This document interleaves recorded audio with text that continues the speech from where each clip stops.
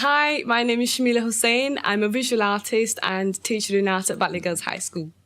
My name is Georgina Barraclough and I'm a customer service manager for Kirklees Culture and Leisure Services. My name is Douglas Parker. I was born in Batley and I went to Park Road Junior School and then from there to Batley High School for Boys.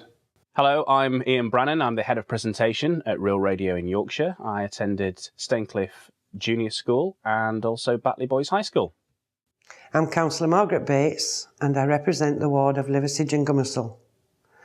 I live in Batley, I've lived here all my life, and I attended Batley Princess Royal Girls' School.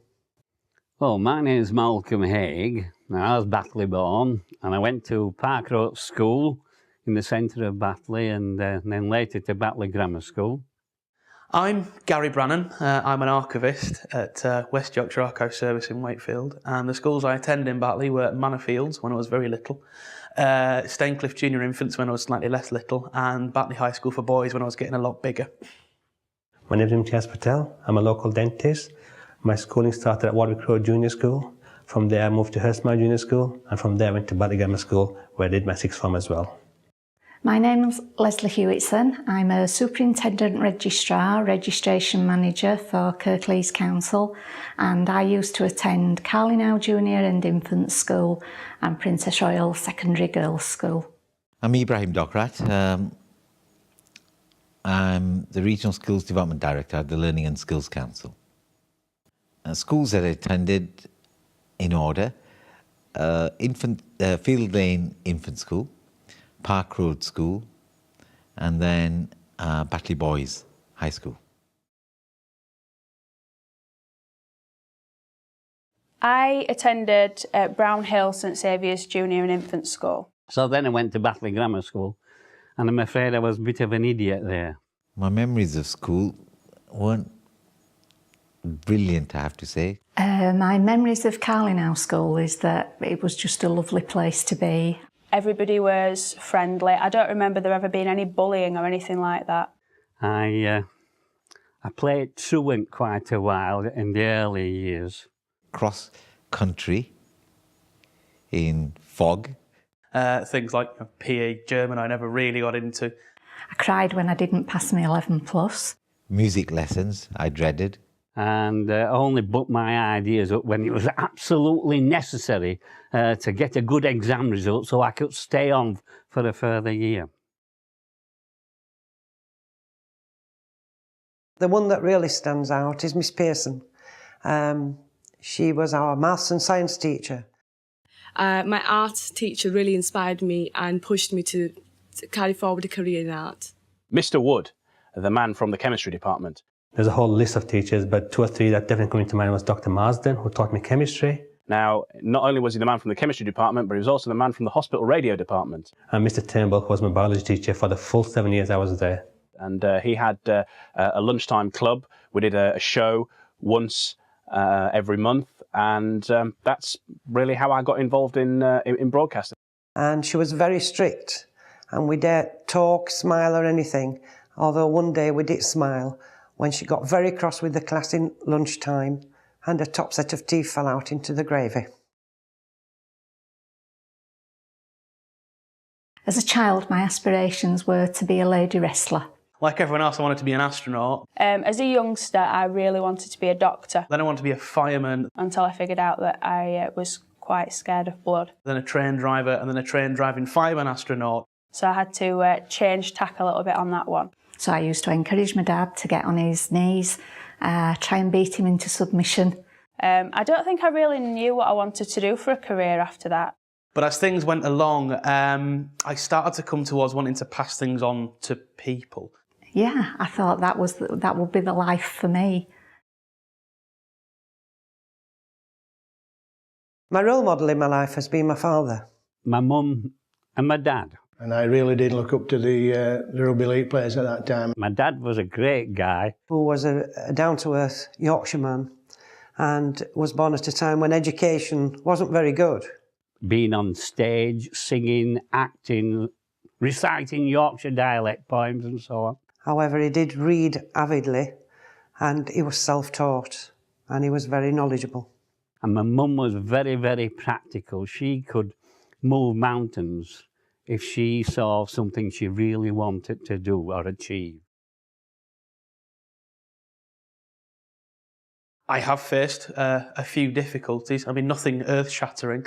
You know, you think back to my parents and my grandma, you know, they started off with nothing, you know, they had no social security, whatever, and they had to come through all these difficulties. Certainly when I was getting involved in doing this business in radio, it's not easy. There's things like that you do get at school. You get bullied, you get picked on. Choosing the subject of art didn't really go down too well with my circle of friends or extended family. It was a case of getting the grades, I'd say, is the biggest difficulty. It's just working at the things that you aren't good at to make yourself reasonably good or good at them. I think it's persistence. I've had rejection letters. I had quite a few of those to begin with. I have overcome these difficulties by proving that I have succeeded as an artist, a teacher, helped in the community. Was just to not always take no for a complete final answer. And that has made people in the community realise that there is a career to be followed through by studying art. But I think if you believe in yourself and apply yourself, then you can genuinely achieve anything. My greatest achievement was in 2002 when I became the Deputy Mayor of Kirklees. To be practicing locally and helping the community.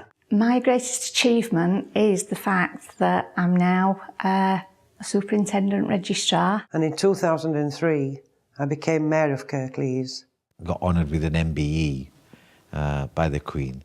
It means that I get to marry people. This was born from being brought to the town hall at the age of 10 with school and sitting cross-legged on the wooden floor in the town hall and listening to the then Mayor of Batley, who inspired me so much that I went home and I said to my parents. In many ways, that was a very proud moment for my parents, given their humble backgrounds.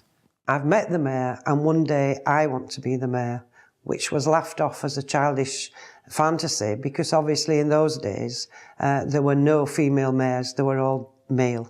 At the age of 6 or 7 or even older, I never thought that a girl who went to Princess Royal would ever achieve that sort of job. I would have listened more at school and maybe taken it a bit more seriously. Would I do anything differently? I don't think I would. I've always wanted to be an artist. I am an artist. I'm going to carry on being an artist. Working harder at school, you know, not acting them out like I used to do kind of thing. School for me was being with my friends. Fun, that was the fun part, and the academic side, I probably put minimum effort in. I suppose there's things I would probably have knuckled down in some things or seen people more. There's all these regrets that you have, but I think broadly I'd do most of the same things again. It would be to give more time to my family, especially when they were young. If I'd have just put a bit more effort, I wouldn't be still studying now. Never to be scared to pursue an opportunity. If you grab as many opportunities as you possibly can, go in with an open mind and think about having nothing to lose and always do your best. You're sure to do well. You know, you can come from any background and do well. It doesn't matter if it's a sport worker, your own business, you know, anything. If you want to do it, you can do it.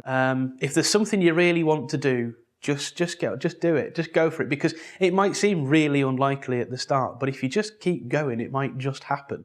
My advice to young people would be to follow their passion and their dream and to carry it through. Never give up. Never give up. If you are set in doing something and you put effort in, it will come to you. I think looking back over the history of people from Batley, it's obvious that to live in Batley means you come from a good stock anyhow.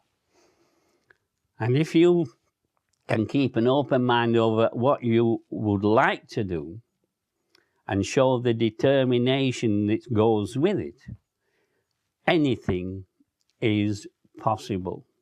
And that's what the people from Batley, who have gone throughout the world, have shown. Well, hello everybody, I'm Rob Vincent, the Council's Chief Executive, and I'm really pleased to be asked to say something on this DVD.